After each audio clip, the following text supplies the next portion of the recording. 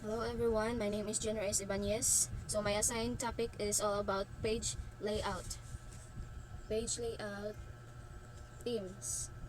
So we have here colors, theme colors.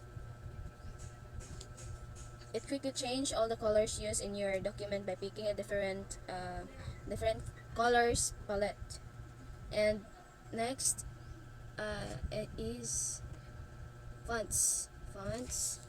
You can choose your fonts here, and also you can customize fonts. You can customize fonts and save, and then save. So here's the customized fonts. That's and the next is effects. Effects. It quickly changed the general look, and the last one is themes. Themes. Here's the themes. You can browse for themes. You can browse and you can save. Open. Save. I mean open. And then also you can make your own. You can make your own themes and save. So done. The themes we make is here. So that's all for mine. Thank you. Options and arrange. For my part, it is page setup, which has a margins, orientation, size, print area, breaks, backgrounds, and print tiles. For the margin, we have here a normal, a wide, and a narrow. And also, there are so many custom margins. I can choose another you want. And then next, we have orientation. Whether you want your shot to be portrait or landscape. In size, it is where you want it long, or you want it letter, tabloid, legal, statement, and executive. And then print area, let's go to the print area, which is we're going to set up our works and how we're going to print it. And then next we have page break, or like this, just like this. You see that there are, or we say it, iyan gihap ang page na dili siya mahol, like naghatag siya break dili. This is the break of it. So next, let's go to the background. Oh, sorry, offline. Kung ganahan ka magbutang og background sa imong work, dili lang nimo taplokon. And then next is print tiles.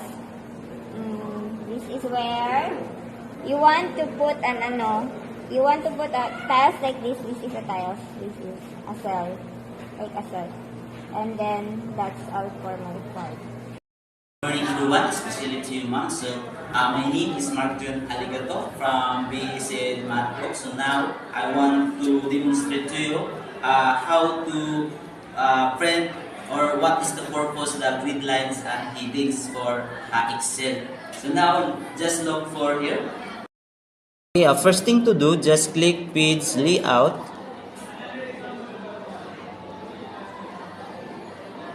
And then my part is grid line and headings. So as you can see, I already to include some name to prove how to print. So and then we're going to file and select the print. That. So as you can see, we didn't find anything to print.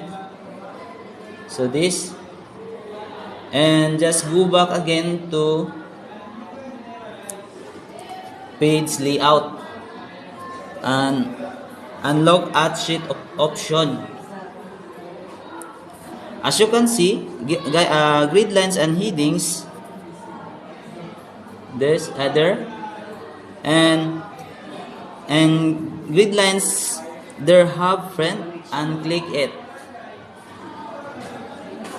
and also in heading there have also print and click it.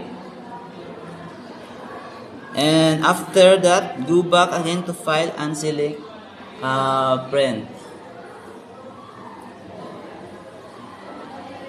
And now, as you can see, there have already to print, unlike you can see a while ago. So look this.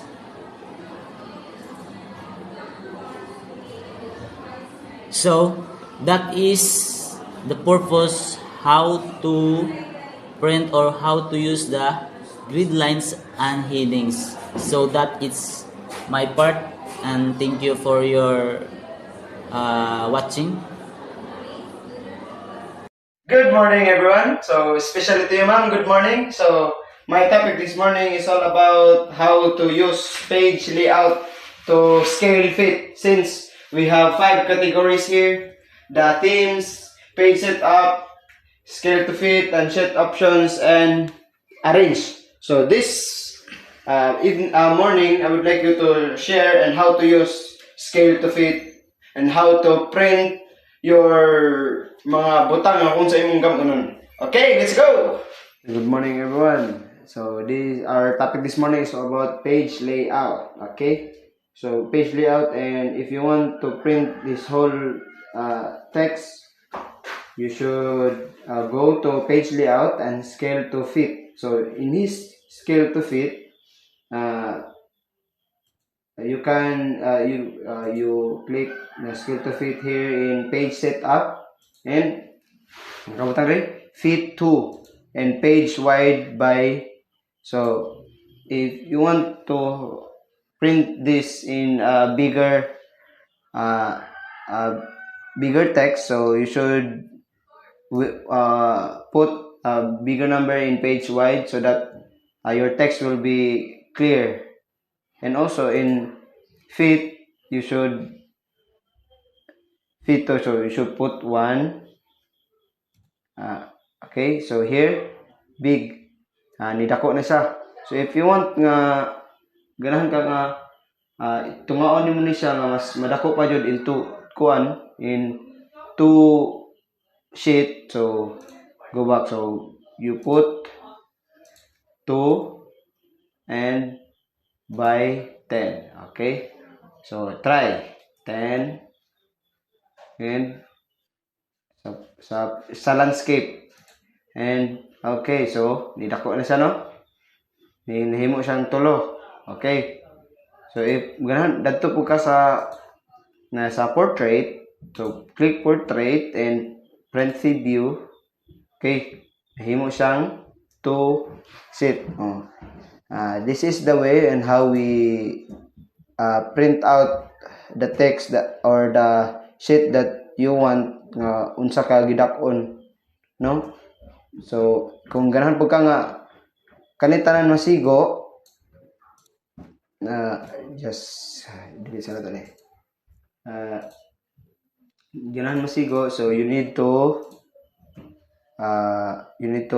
click here and 1 by 1. So 1 sheet and 1 how tall and their page, and also fit to. Okay, so pag preview niyo small, 1 student sa isa ka gibag-on sa isa ka sheet, din na butang siya na apil siya dre. Okay, so then anira guys na how we adjust our page in page setup, how we adjust our whole 1 band paper as into maklaro siya.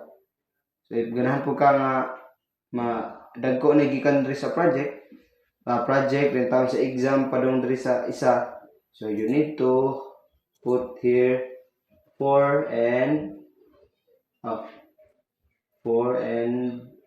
10. Okay, so let's preview. Okay, 1, 2. Okay, no?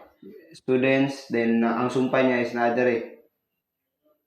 Okay, so sa landscape pod, okay, you click here and landscape and print. Oh, di ba? Na dako na sigo siya into one sheet then ay pakapindre, but when padak-an pa jud na to ni nga kanang isigo na to ni tanan, so it's either 12 by 4. Okay, oh dagko na siya. And here some parts of the scale to fit, not only the width and wide, here the margin, you can adjust the margin here sa top may kag 0.9 ang yang right kay you want 0.8, then the rest po sa pika 0.8.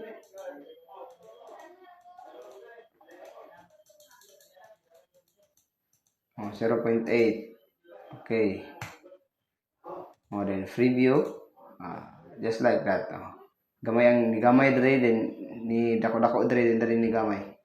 So some parts po of scale to fit is the margin, then head, footer, the sheet, print area,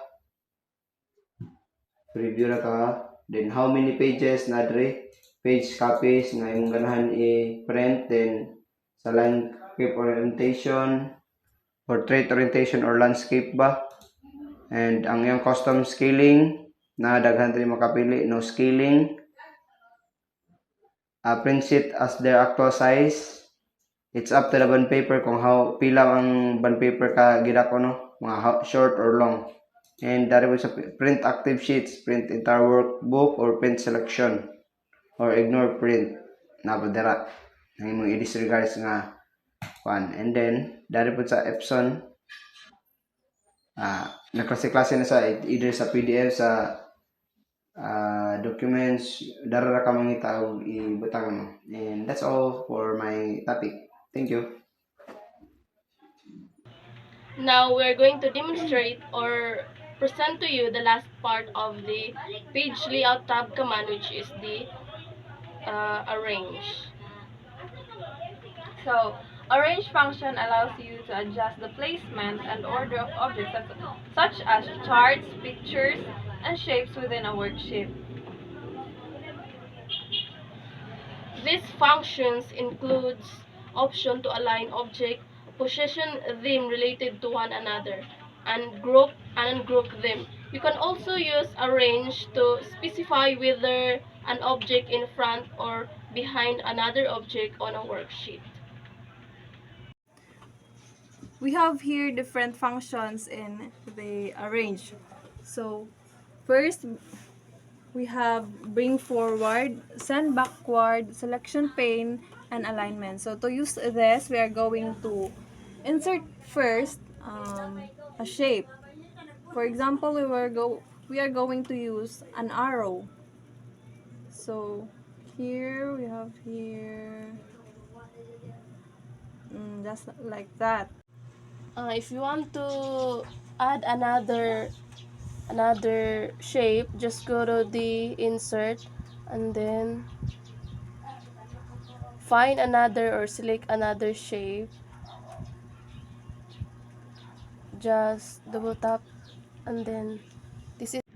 So if you want to change the color of the shapes, and if you want to have them a different colors, let's go to the shape format and select colors from shape fill. So say for example this one yellow green. So if you want this arrow to, let's go back to the page layout. If you want this arrow to be forward, let's select this arrow, then bring forward.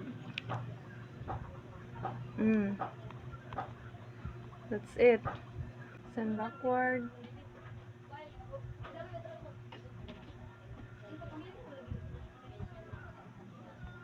If you would like, you could also bring the arrow behind the cloud shape by clicking the sand backwards.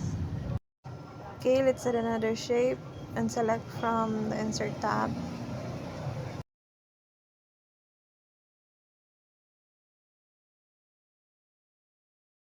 So now let's align these two here. Just click Control and select which shapes you would like to align. Then, so in Align, we have different options to choose. We have Align Left, Align Center, Right, Top, Middle, Bottom. You could also distribute those shapes horizontally or vertically. So there are also Snap to Grid, Snap to Shape, and View Grid Lines. So it also depends on you or your project which align to choose. These two here are already aligned and in the same group. So if you are going to drag these two shapes, they will go together. If you click the group, there are different options will appear. There is group, regroup, and ungroup. So if you want to group another shape, just click ungroup and select which shape you would like to group by clicking the control and selecting which shape you would like to choose or to group. So after everything is done, of course you have to save your work. And that's all. Thank you.